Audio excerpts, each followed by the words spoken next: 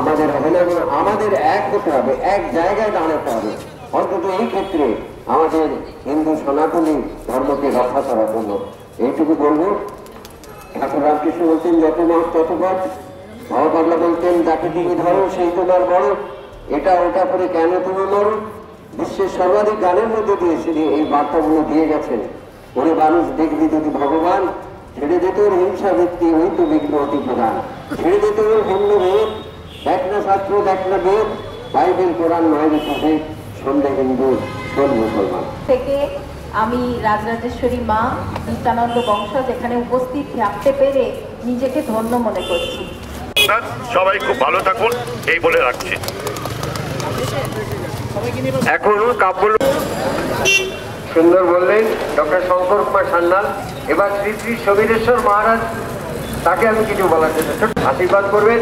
ভালো মানুষরা সবাই এক হওয়া, এইটাই আমাদের উদ্দেশ্য। এতে হয়তো আমরা যদি এক হতে না পারি, আর আপনাদের শুভ সকাল।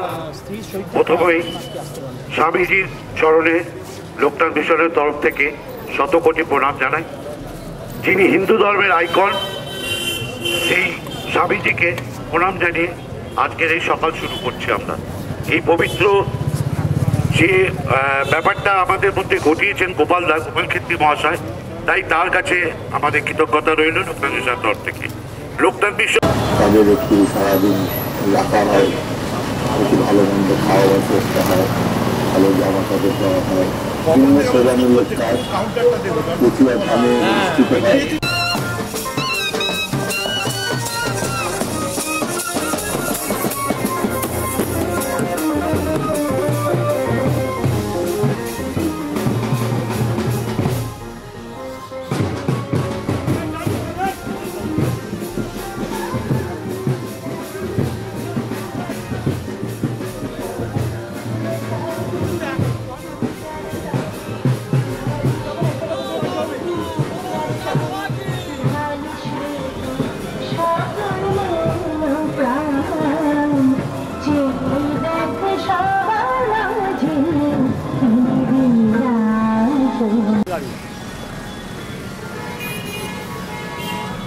এগুলো